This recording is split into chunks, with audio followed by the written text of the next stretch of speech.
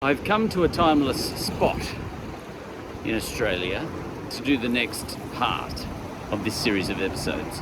And this series of episodes is now called Mungo Time. First things first though, never stand, when you're on rocks, never stand with your back to the waves. Unless you've got a phone in your hand and you can see them. Alright.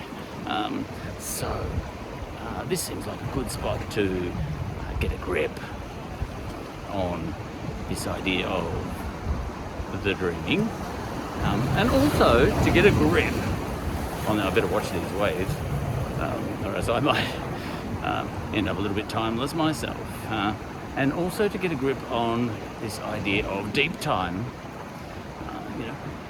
an Indigenous concept and a Western concept at the same time. I can't get a grip on either. But this book, Deep Time Dreaming, is assisting me. Isn't this nice compared to book? There's a big one. Isn't this nice? Doing it here, this episode, instead of in my car, as I normally do. It's actually pretty. There's a panoramic. All right. And obviously,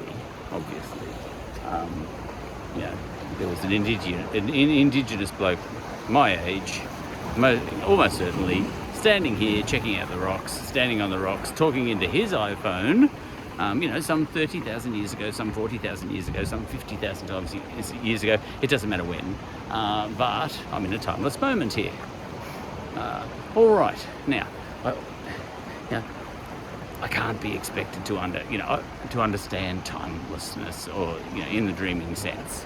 All right, but reading this book, listening to it, audio book, and also reading a lot of other things over the times about Indigenous Australia and about Western ideas of deep time too, which are just as mind-blowing. The idea of, just the concept of 65 million years ago, or whatever it was, with the dinosaurs. There were dinosaur types around here too. Not too far from here. I'm in Lawn, but in Sorrento, there was a giant wombat found. All right, so on and so forth. The book I'm listening to at the moment, Deep Time Dreaming. Just checking my son. He's walking up on the cliffs over there, exploring, like a young Indigenous bloke of 9 years old might have done 40,000 years ago, right here. There's your timelessness. No, that isn't your timelessness. I'm getting an idea of what timelessness is, and here it comes, and I'll give it a go. It's this business of this example I gave in Tasmania, where 5,000 years ago, an archaeologist did their carbon walking up a big one. I'm like, chase the house, and I got wet that time. It's all part of it. The second one's often bigger.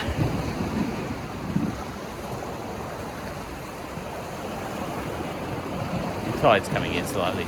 All right. Okay. There was in Tasmania.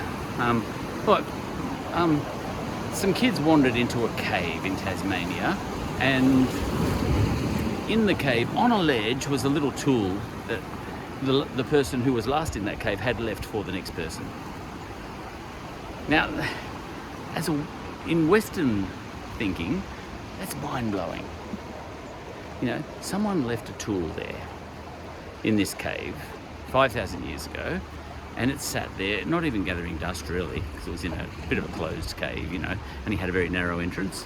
And 5,000 years later, a couple of kids, there was one kid first that wandered in there, and there was the tool there. I think the kid might not have touched that, but some archaeologists came afterwards and they picked it up, and oh my God, goodness. Now, if an Indigenous person had have gone into that cave recently, because it was fairly recent, they might have seen the tool there, and they, let's say we Westerners hadn't come to Tasmania and wiped them all out, which is an absolutely terrible thing, except for all the ones that are still in Tasmania. It's a vexed issue, that.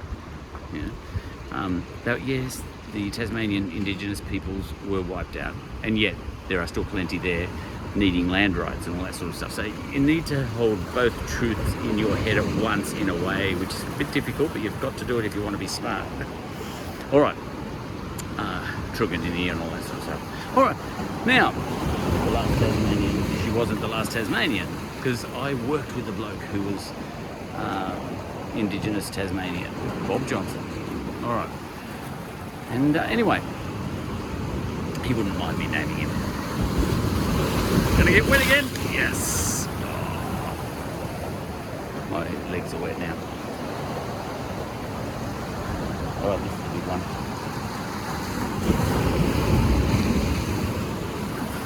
No, not quite. Right. Now, if an Indigenous person had gone into that cave, they wanted to shell some shells or whatever they wanted to do, cut a few things, strip a few fruits, or I don't know what, they would have gone, oh, thanks, Joe. You know, referring to the bloke who left that piece of flint or whatever for the next person. Now, in that sense, that Indigenous person, that happened most definitely. That bloke left that flint yesterday, just as surely as he left it 5,000 years ago. But in the West, you know, for that Indigenous person, it's not 5,000 years and one day. If you want to shell some mussels or something, that piece of flint, just sitting there on that ledge, hasn't moved for 5,000 years, just neatly. It was actually neatly put there. It hasn't moved. Now, on another ledge over the other side, there might have been a bloke in another cave just down the road a little bit. There might have been another cave where someone yesterday had left a piece of flint. And this Indigenous bloke who's gone into this cave and then into the other cave as well, what's the difference between the two caves? Nothing in his, in terms of his relationship with and gratitude for the person before him who had left a tool for him, kindly, you know, and that's what you do, you know, that's the right thing to do, the blokey thing to do. All right, okay, what's the difference? All right, so one day is no different to 5,000 years if you're living in that atmosphere.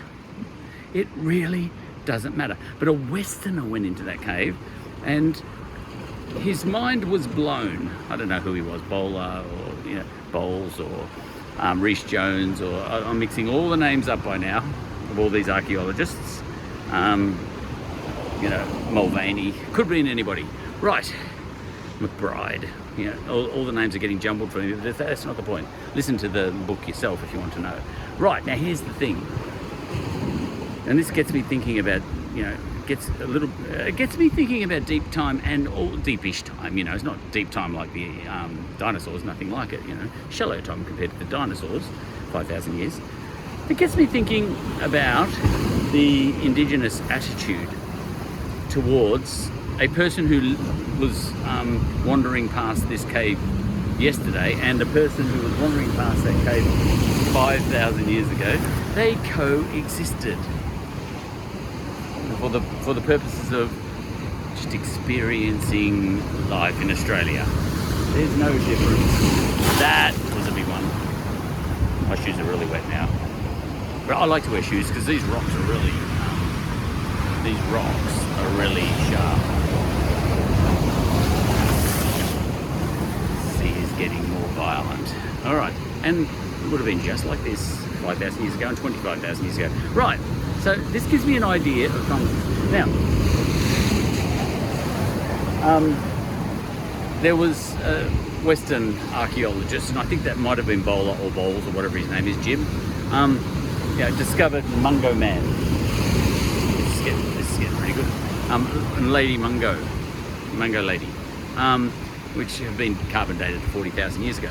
But for an Indigenous person in that area of Mungo Lake, Mungo National Park as it's now called, let's get a bit bigger this one. For Indigenous people, Mungo Lady, they have a relationship with Mungo Lady just like they have a relationship with someone who died only 1 year ago. She only died yesterday. It doesn't matter when she died, she just died. You know, and she's no more fascinating. And this is the thing, Westerners found Mungo lady very fascinating, and Mungo man too. But to the average Indigenous person, moving her bones is no different from moving the bones of someone who died just yesterday, and that would be a little bit awful. So when Western archaeologists moved Mungo lady's bones and took them to, I think it was Canberra, to a University of Canberra, I don't know. There was one particular lady, I forget her name. She won Indigenous Person of the Year for what that's worth. NIDOC or something. She felt hurt that one of her people had been taken away from her resting place, and Mungo man, for example, at least had been covered in ochre in a place where ochre isn't found, which is quite amazing. So there's lots of ceremony and all that sort of stuff. He'd been laid to rest, and now he had been uprooted, and this Indigenous lady felt the pain. Now, all of that, how can you do that? That's one of my people. But to the we Westerners, we are happy to dig up someone who is our ancestor, as long as they're at least a couple of thousand years ago. Like even 500 years ago, we're fine with it. If I've got a great grandfather who's 500 years ago, I don't mind that bloke. Here we go. Is this a big one? Being ripped up and put in a museum for everyone to gawk at. I don't really mind that. We see that, in Western culture. The bones of people 1,000 years ago, 2,000 years ago. Like the people who died in under Mount, under Mount Vesuvius, all right, in Pompeii. All right, but Indigenous people, this really hurt this lady, because just like that in Tasmania, 5,000 years ago, the stone was put there by a very real person, and then the next day, 5,000 years later, during which all of history as I know it unfolded. So between the flint being put down and then the next day someone coming in, oh good, a flint, thanks Joe, whoever you were that left that, really appreciate it, that's going to come in handy. Boom, picks it up and then puts it back again for the next person, which might be 25,000 years from now, had we not come here, Now, between one mussel being shelled, or crab or whatever, and the next crab being shelled, 5,000 years unfolded. In that moment in time, all of Egyptian history unfolded. Agriculture developed in Jordan 5,000 years ago. Babylon rose and fell. Greece rose and fell. Rome rose and fell. All of the pyramids were built, and all this time this flint is just sitting there waiting for the next person to come along to shell a crab, right? All of European history unfolded. Buddha came along in India. China rose, God knows, people came down. The Vedas in India were written. Hinduism was invented. All this time, this piece of flint is just sitting there patiently, not even gathering dust, just sitting there as fresh as the day it was put there. What else happened in all that time? People inhabited the Americas. They hadn't been there before. Oh yeah, no, that happened before the 5,000 years. But you get what I'm saying. Maybe people started. I got wet again. But the point is, Egypt hadn't even started really, as we know it now. When this Indigenous bloke put this piece of flint down there. So, this is your idea of the dreaming. The idea of the dreaming, I think, there'd be more to it, I can't get my head around it, would be this business of that person 5,000 years ago is just as relevant as someone who exists right now. And now, speaking of 5,000 years ago, there's another cave they found. I think it was in the Western Desert over in Western Australia or something. And the archaeologists got in there and they found out it had been inhabited for these purposes, shelling and all that sort of stuff, 5,000 years ago, and they went down a millimetre or a centimetre or whatever to the next strata, and it had it was not a cave but an overhang. They said, oh, it was occupied from 5,000 years ago until recently, but no one visited that cave before 5,000 years ago. Back to 25,000 years ago. 25,000 years ago, right? The Native Americans are definitely not there. So in the Americas yet at that time. All right. So what you've got there, and this is real dreaming now. You got someone who shelled a fish, probably left a little stone for the next person, and the next person came along 20,000 years later. 20,000 years later. That blows my mind because I'm a Westerner. But for the person who rocked up 20,000 years later, you know, in this overhang, under this overhang, so there was occupation, shellfish, up to 25,000 years ago, and then nothing. And then 5,000 years ago, bang, again. And this starts to get my idea around, I'll be 1 second, okay? 1 second. This starts to get my head around the idea of dreaming, and obviously I'm just scratching the surface. But what happened with Mungo Lady in this context in the end? Yes, we carbon dated her and all that sort of stuff, and that allowed us to work out that Indigenous people have been here at least for 40,000 years, 42,000 years. Freaked us. This is all recent. You know, I'm living in these times when we're discovering all this stuff. It's amazing. I'm living in a time of great discovery. You know, it's probably a greater time of discovery than when Captain Cook was around. Yeah, much greater. All right. And I'm living in it, and Captain Cook isn't. Bad luck, James. But with Mungo Lady, it eventually was decided that Mungo Lady had to be reburied where she was found. Isn't that wonderful? You know, I think that's wonderful. A lot of people thought this is just absolutely stupid. Mungo Lady does not belong to the current mob that lives in that area. She was 40,000 years ago, for God's sake. That's like all of Egyptian history, which is only about, like, well, I don't even know how long that is. Maybe it's 5, maybe it's 6, maybe it's 7,000 years. And then do that again, you know, 6 times. You can't lay claim to this Mungo Lady, you know, you people today, Indigenous Australians, but they can if it wasn't 40,000 years ago. If 40,000 years ago was only a day ago, in the context or sense of the way I've been describing how time means nothing and doesn't matter, well, you know, look, it means nothing and it doesn't matter. And in that context, which is a real context, it's one context, just, you know, it's just as valid as 40,000. 40,000 years being amazing and 40,000 years being so what? It's a fine line between the two things. There really is, you know. Okay, so what they did put Mungo Lady back. But they put her in a locked safe, you know, to try and, they buried her back where she was found, but in a locked safe. And they've given, and it's got 2 keys. One key is in the hands of Western scientists, Australian scientists, and the other key is in the hands of the Indigenous mob in that area. And you need both keys to open up Mungo Lady.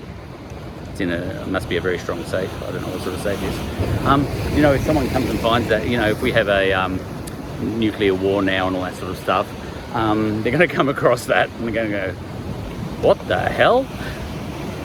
We've got bones here and they're in a safe. It's an interesting thought. 40,000 years from now, you know, after all civilization has died and we've all gone back to apes, and then we've evolved again. Oh, that takes more than 40,000 years. It's an interesting thought though, if someone comes across that safe a long time from now, because it could easily be forgotten as to where that safe is.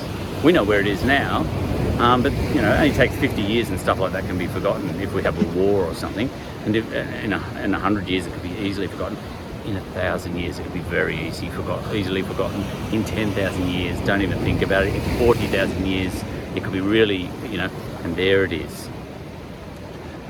That, do you know that cave in Tasmania? The archaeologist who archaeologized it, do you know what he did? He sealed it, and but he put a bottle of port on that ledge near the flint. and then sealed the cave up again, and that's how it sits to this day. That's kind of cute, you know. That archaeologist, I don't know which one it was, or maybe it was Rhys Jones, you know. Sorry, Professor Mulvaney, if it was you, and sorry to anyone, whoever else it could have been.